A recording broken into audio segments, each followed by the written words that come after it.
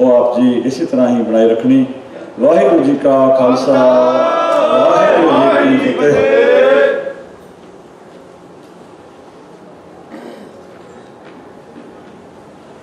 वाहिगुरू जी का खालसा, वाहिगुरू जी की फतेह। धन्नवाद सारे ऑर्गेनाइजर हंसरा साहब ਨੂੰ ਨਾਲੇ ਸਾਰੇ ਸੰਗਤ ਨੂੰ ਜਿਹਨੇ ਸਾਨੂੰ ਸੱਦਿਆ ਇੱਥੇ ਅਮਰੀਕਾ ਕਰਨ ਲੈਕਚਰ ਵਾਸਤੇ। ਆਪਾਂ ਇੰਗਲੈਂਡ ਤੋਂ ਆਏ ਹਾਂ। ਸਾਡਾ ਖੋਜ ਸ੍ਰੀ ਦਸਮ ਗ੍ਰੰਥ ਸਾਹਿਬ ਕਾਫੀ ਸਾਲ ਹੋ ਗਿਆ ਆਪਾਂ ਕੀਤੇ ਆ। ਸਾਡਾ ਮੇਰੇ ਕੋਲ ਡਿਗਰੀ ਵੀ ਆ ਦਸਮ ਗ੍ਰੰਥ ਸਾਹਿਬ ਵਿੱਚ, 2 ਕਿਤਾਬਾਂ ਵੀ ਆਪਾਂ ਲਿਖੀਆਂ। ਇਹ ਜਿਹੜੇ ਮਸਲੇ ਹੁੰਦੇ ਆ ਰਿਲੀਜਨ ਵਾਸਤੇ ਉਹੀ ਬੰਦੇ ਹੱਸਦੇ ਆ ਜਾਂ ਤੀਵੀਂ ਹੱਸਦੇ ਆ ਜਿਹੜੇ ਉਹਨਾਂ ਨੂੰ ਸਮਝਦੇ ਆ ਵਿਚਾਰਾਂ ਦੇ, ਜਿਹੜਾ ਕੋਈ ਡੀਪ ਸਟੱਡੀ ਕਰਦਾ ਆ। ਜਿਹੜੇ ਆਮ ਬੰਦੇ ਜਿਹੜੇ ਆਪਣੇ ਆਪ ਨੂੰ ਚੱਕਣ ਲੱਗ ਜਾਂਦੇ ਆ, ਸੋਚਣ ਲੱਗ ਜਾਂਦੇ ਆ, ਉਹ ਬੜੇ ਵਿਦਵਾਨ ਆ, ਉਹਨਾਂ ਨੇ ਕੋਈ ਨਹੀਂ ਰਿਸਰਚ ਕੀਤੀ ਹੋਈ। ਆਪ ਇਹ ਦੇਖੋ, ਆਪ ਨਾਲੇ ਡਾਕਟਰ ਕਮਲਰੂਪ ਸਿੰਘ ਜਿਹੜੇ ਇੰਗਲੈਂਡ ਤੋਂ ਮੇਰੇ ਨਾਲ ਆਏ ਆ, ਸਾਡੇ ਕੋਲ 2 ਹੀ ਬੰਦੇ ਆ ਜਿਨ੍ਹਾਂ ਨੇ ਚੱਜ ਦਾ ਕੋਈ ਰਿਸਰਚ ਕੀਤਾ ਹੋਵੇ ਕੋਈ ਇੰਗਲਿਸ਼ ਦੇ ਵਿੱਚ, ਠੀਕ ਆ। ਤਾਂ ਅੱਜ ਮੇਰਾ ਜਿਹੜਾ ਮੈਂ ਜ਼ਿਆਦਾਤਰ ਵਿਚਾਰ ਜਿਹੜਾ ਕਰਨਾ ਇੰਗਲਿਸ਼ ਦੇ ਵਿੱਚ ਆ। ਉੱਦਾਂ ਆਮ ਜਿਹੜੇ ਮੈਂ ਤੁਹਾਨੂੰ ਦਿਖਾਊਂਗਾ ਜਿੱਦਾਂ ਗੁਰੂ ਸਾਹਿਬ ਦੇ ਸ਼ਾਸਤਰ ਕਿੱਦਾਂ ਸੰਬੰਧ ਆ ਸ੍ਰੀ ਦਸਮ ਗ੍ਰੰਥ ਸਾਹਿਬ ਵਾਸਤੇ। In every religion, the sanctity which is accorded to artifacts is a very important aspect which gives a religion something tangible to believe in. This reverence for artifacts can be seen in the same light as having the faith in the leader themselves. For the Christians, who believed in Jesus Christ, there was a very infamous cup which he drank from, known as the Holy Grail. This has been a really important aspect of Christianity's relics in terms of finding what it means. In the same way, in our ityas, in our religion as well, people also talk about the Kalgi of Guru Gobind Singh, and how important it is to actually find that as well. And what we find is that unless we actually have a better understanding of our relics, we will never have a better understanding of our dharma. So, progressing on, how does that actually fit in with the shastra of our gurus? In many gurdwaras, we actually see the shastras, swords and shields placed within the same area of the Guru Granth Sahib and in where Prakash takes place of the Dasam Granth Sahib as well. All the takhts, Sri Akal Takht Sahib, Takht Keshkar Sahib, Patna Sahib, Hujur Sahib, we all have the darshan of shastras in the premises of our granths. This area has not been really studied much in detail, but in our Kitab, the Granth of Guru Gobind Singh, essays, lectures and translations, we have actually given a very, very good idea of why we have shastras in our dharma. It's important to actually understand that our dharma has history. There is many people out there who pretend to think that we have no history of our gurus. We have no history of the Missile period. We have no history of when Maharaja Ranjit Singh came to power. What we do have is things called the codes of conduct. And these are sayings indirectly or directly related to the sayings of Guru Gobind Singh. So as a result of that, we need to look at these to see what it says about warfare, about jang. So this particular Rayatnama, called the Nisheetnama, is the letter of admonishment, traditionally known as a Tankhanama. And in it, the information we are given is we should never go unarmed. A Khalsa always carries weapons, and a Khalsa is always fighting battles, which makes sense. We can also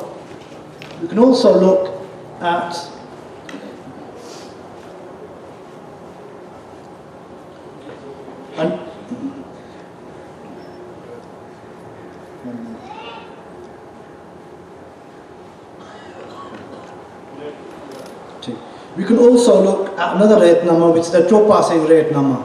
And in it, again, there is actual sayings in terms of how we should actually consider weapons in our dharma.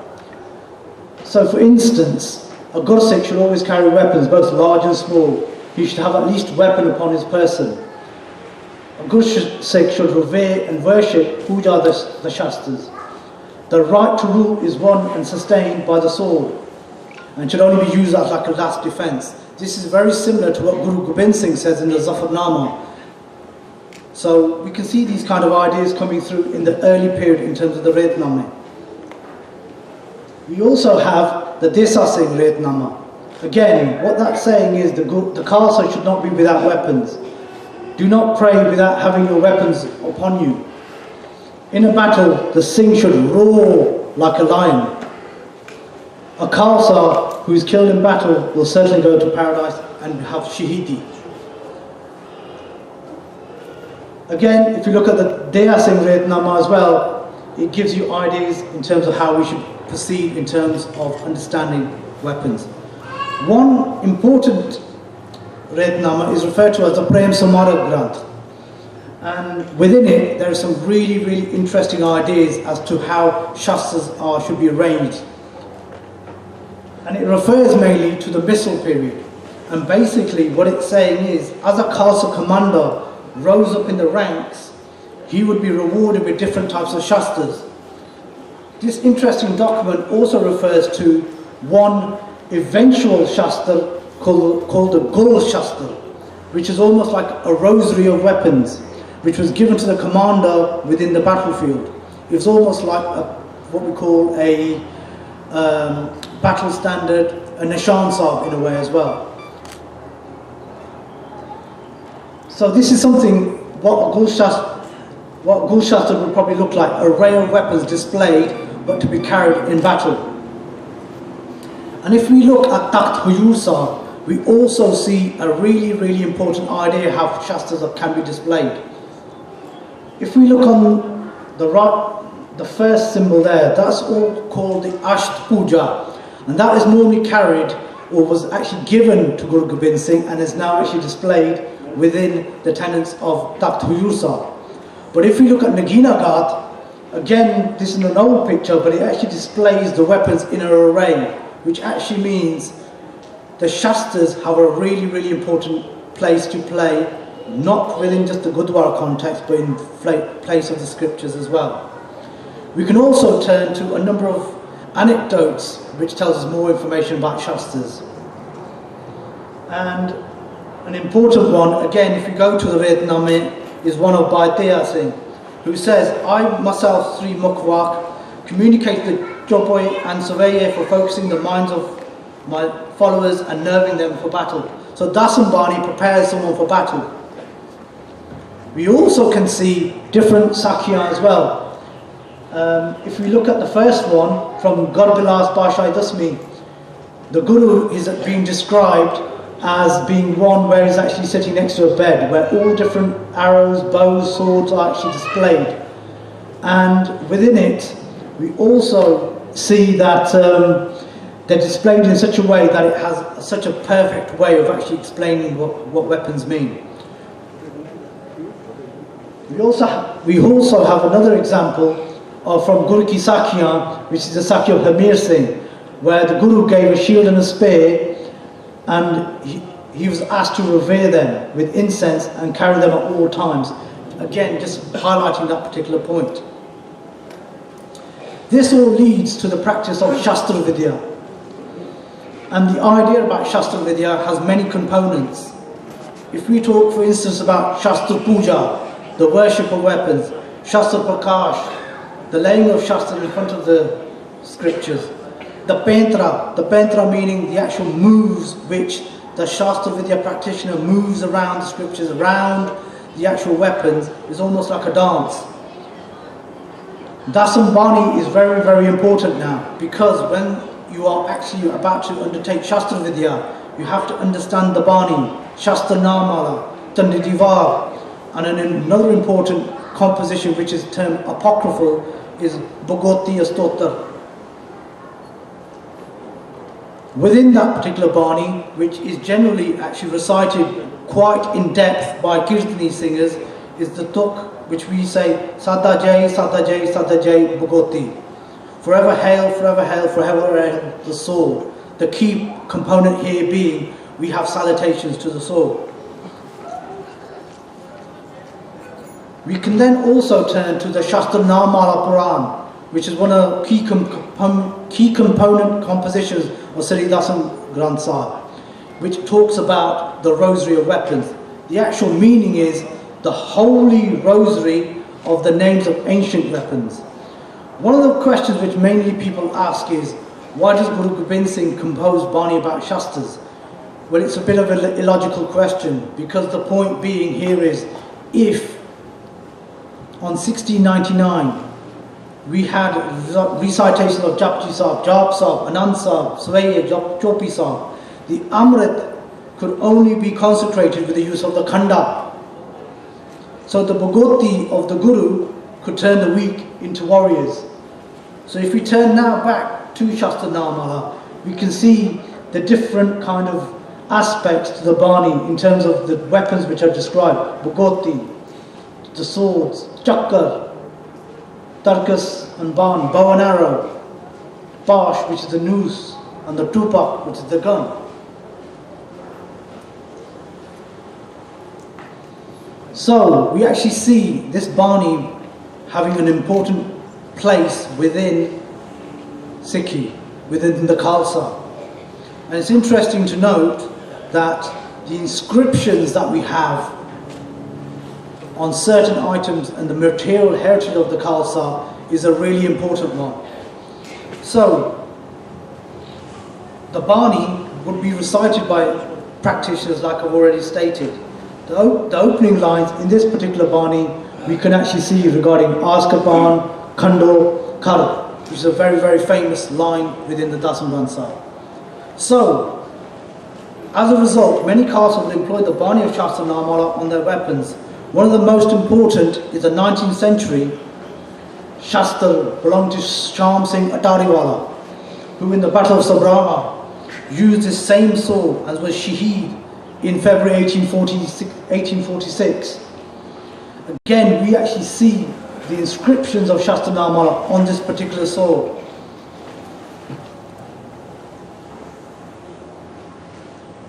We also see another particular sword with a different kind of hilt, but again with the inscriptions from Shastra Namala as well.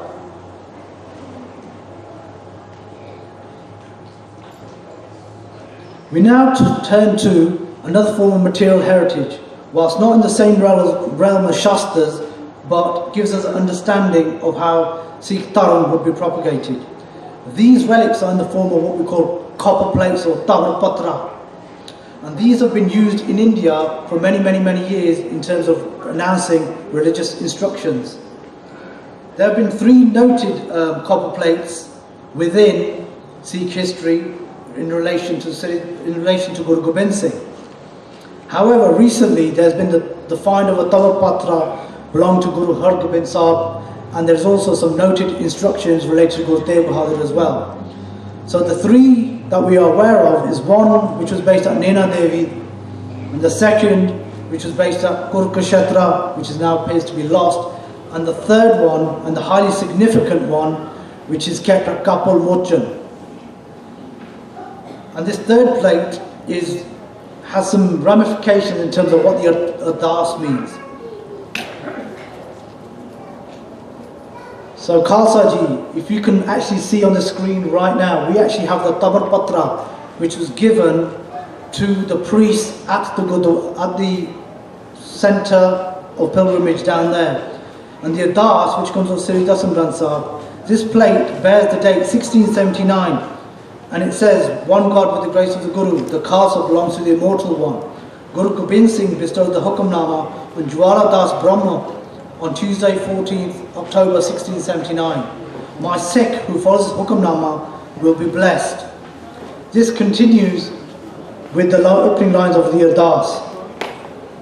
So local history tells us that within the Guru Ki Sakhiyan, within the Chattapakyan as well, Chapter 71, it tells you of Guru Gobind Singh going to Kapil Mochan.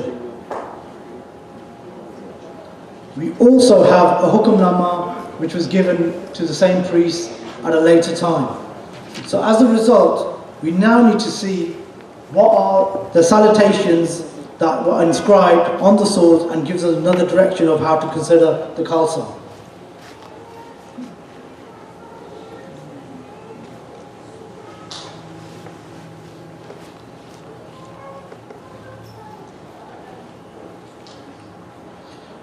It's interesting to note that the Guru employed numerous names of the sword in Sri Dasam Granth Sahib, one of the most important being Bhagoti.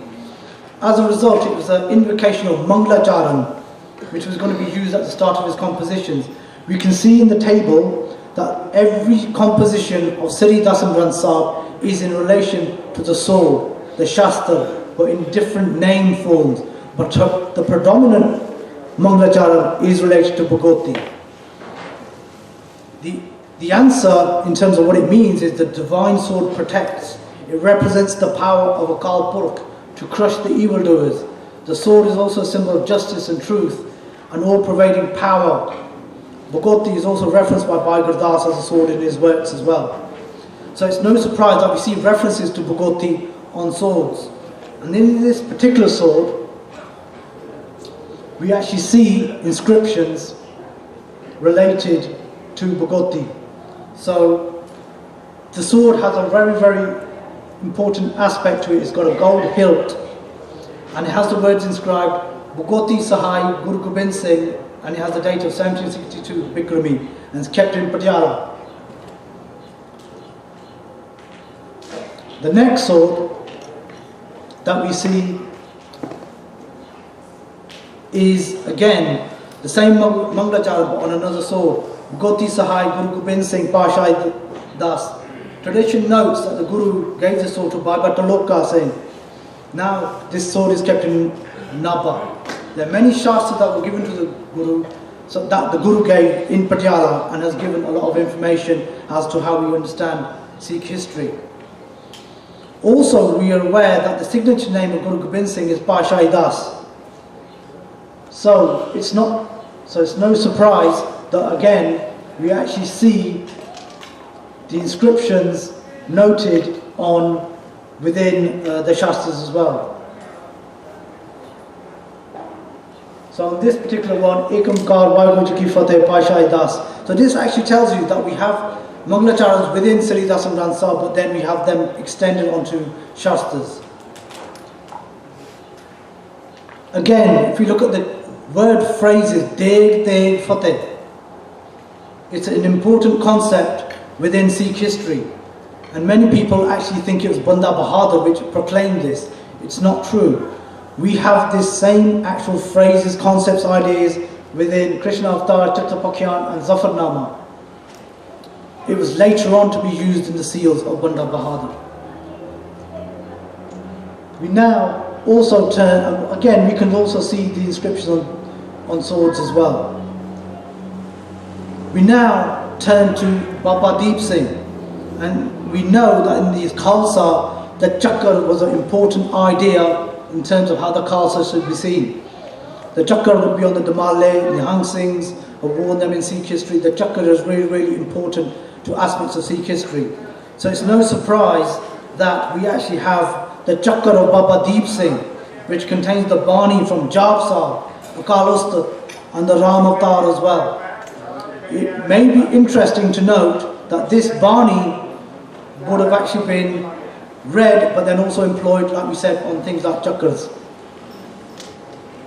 So we actually see this chakra, which has previously been seen at the Akal Takht Sahib.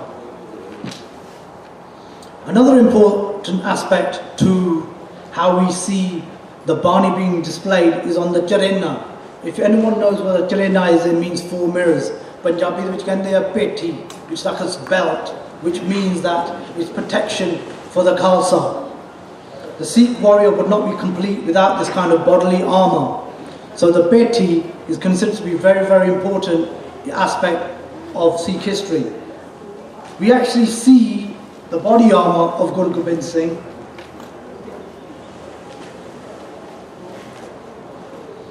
being used by the Guru in the battle of Bagani the Yodh, which it was employed.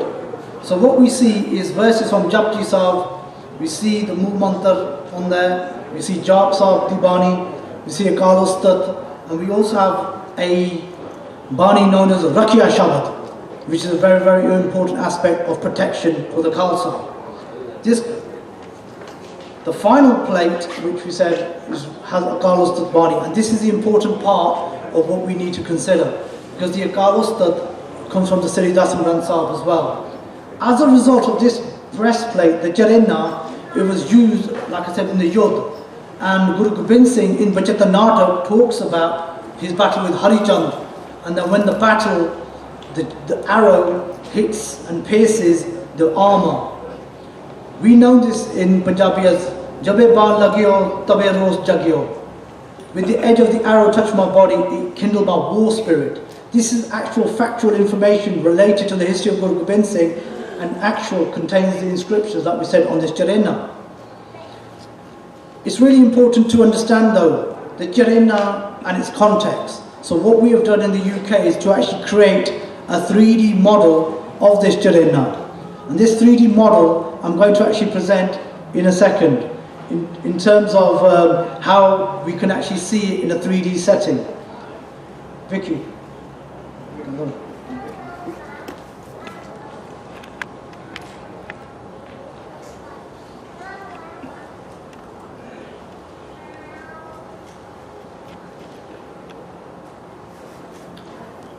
The whole idea of actually having a 3D rendering is that it gives us more information about our heritage. It tells us what we can do. So आप चीज़ें थानू this दिया हूँ मैं पंजाबी माजा गल करता हैं ये आप 3D दी बिच आप क्रिएट की आ इंग्लैंड दे बिच ये बिच बाणी तुसी अकाल उस्तत ते देख सकते हैं एक उनका सतगुरु प्रसाद पुत्र खास दस्तखत के पाशा 10वीं अकाल पुरख की रचना हमने सब लोग दी रचना हमने सब काल की दी रचना हमने सब लोग दी साडे रचना हमने गाय लिखारी की दस्तखत ये बाणी जी साडी दसम ग्रंथ साहब दे आंदी आ ये बहुत इंपोर्टेंट आ ਆਪਾਂ ਜਿੱਦਾਂ ਹੁਣ 3D ਦੇ ਵਿੱਚ ਰੀਕ੍ਰੀਏਟ ਕੀਤੀ ਆ ਇਹ ਜਿੱਦਾਂ ਆਰਮਰ ਜਿੱਦਾਂ ਪੇਠੀ ਦੇ ਵਿੱਚ ਆਪਾਂ ਕਹਿੰਦੇ ਆ ਇਹ ਪਹਿਲੀ ਵਾਰੀ ਆ ਆਪਾਂ ਕਹਿ ਸਕਦੇ ਆ ਵਰਲਡ ਦੇ ਵਿੱਚ ਜਿਹੜਾ ਆਪਾਂ ਇਦਾਂ ਨੂੰ ਰੀਕ੍ਰੀਏਟ ਕਰ ਸਕਦੇ ਆ ਟੈਕਨੋਲੋਜੀ ਬਣਾ ਸਕਦੇ ਆ so it's really important to actually understand how this actually works and how important it is for our ityas. It was created by Taranjit Singh from Birmingham, UK, and it's been created for the Sikh Museum Initiative in the UK. Look how beautiful the gold has now been created. The actual inlay, this has now been recreated to preserve our heritage. We have to preserve our heritage. So it's really important, as I said, to actually see what we can do with technology. So our whole ityas was erased in 1984 with the manuscripts being destroyed, and over the years our buildings are being destroyed as well. But now we can see what we can do with technology in terms of preserving Guru Maharaj's ityas. So to conclude, in the Sri Dasam Granth Sahib, we actually have swords, we have chakkras, we have many ideas of shastras and what it means to the Sri Dasam Granth Sahib. But in order for us to actually see what it totally means, we actually have to understand the Dasam Granth Sahib itself. So the shastras that we see are really important, but what do they mean? Unless you have a total understanding of Dasam Granth Sahib, you will never understand about Shastra Vidya, Shastra Prakash, Shastra Puja, and all these ideas which may seem alien, but they're not alien because they have been a part of Sikh history. And also, we have to understand, if we have a mobile phone in our pockets, I'm sure everyone knows how to use it. Many of you people here wear the kirpan, but how many people know actually how to wield the kirpan? It's a really important aspect, and Khalsa Ji, we should all take an understanding from Sri Dasam Granth Sahib, because it's Guru Pavitra Bani, and we should take instructions so we can understand more. Waheguru Ji Ka Khalsa, Waheguru Ji Ki Fateh. बहुत धन्यवाद अभी गुरिंदर सिंह मान उन्होंने अपने अगले बुलारे doctor Kamal Roop Singh PhD ये भी England तो आए ने इन्होंने अपने विचार पंजाबी विच रखने ने सो गुरु प्यारी साध संगत जी हो साडा कोई इरादा विवाद बनाउण दा नहीं साडा इरादा भुलेखियां ते विवाद जिहड़े खड़े कीते गए ने उन्हां नूं दूर करन दा है 1984 तक कोई मसला नहीं सी जदों संत बाबा जरनैल सिंह होना ये कहा कि सिख दूजे नंबर के शहरी मन्ने जाते हैं बनाए गए हैं तो असी बराबर के शहरी बन के रहना दरबार साहब ते हमला होया सैकड़े यात्रु ते जुझारू वीर उस हमले दे विच शहीदियां प्राप्त कर गए कौम का जानी ते माली नुकसान बहुत होया, पर जिहड़ी गल उस तो उपरंत होई उहनूं अज आपां नूं समझण दी लोड़ है कि साडे विच लंगर कुर्सी ते बह के छकना है कि पंगत बह के छकना है, कोई सहज धारी है तो कोई केसा धारी है, तो कोई कैलेंडर आ मन्ने कोई कैलेंडर आ मन्ने। इन्हां गल्लां दे विवाद साडे ते थोपे गए है। असीं इन्हां विवादां दे विच आपो अपना पक्ष लैके एक दूजे दे नाल वार्तालाप शुरू किया, लड़ाई शुरू हुई, कशमकश शुरू हुई है। बड़ी एक कौम वास्ते एक त्रासदी है। पर गुरु प्यारी साध संगत जीओ, जदों 10वें पातशाह की बाणी ते किंतु ते परंतु होने शुरू होए, जदों अमृत की रीत ते किंतु होना शुरू होया, जदों ये किंतु होना शुरू होया कि 10वें पातशाह ने अमृत खंडे की पहल नूं तैयार करन लगिया ये बाणियां नहीं पढ़ियां, ये बर्दाश्त तो गल बाहर सी। क्यों? क्योंकि खालसे की होंद ते सिद्धा प्रश्न चिन्ह से। अपने अगले बुलारे डॉक्टर कमल रूप सिंह उन्होंने अपने नाल इस गल की ही सांझ पाउणी है कि की कोई पुरातन यही जी हथ लिखत या कोई होर स्रोत साढ़े पास है ने कि उस समय गुरु गोबिंद सिंह साहिब जी ने जो ये बाणियां की रचना की, जो श्री दसम ग्रंथ साहिब दे विच प्रेजेंट ने, उन्हां दा पिछोकड़ की है, ये बारे ये आप जी दे नाल अद्धे घंटे वास्ते जानकारी ये देणगे। उस तो उपरंत आपां छोटी जी ब्रेक लिए रुकना है, तो फिर उस बाद अपना दोपहर तो बाद का जो ब्रेक तो बाद का जो समागम है वो आरंभ होगा। बाकी संगतां भी होर गुर स्थानां तो जो आ जाणगियां ते सतगुरु जी तरस करन, आपां इस प्रोग्राम नूं अगे वधावांगे। Doctor Kamal Roop Singh PhD is coming from England. Thank you so much. Waheguru ji का खालसा, वाहिगुरू जी की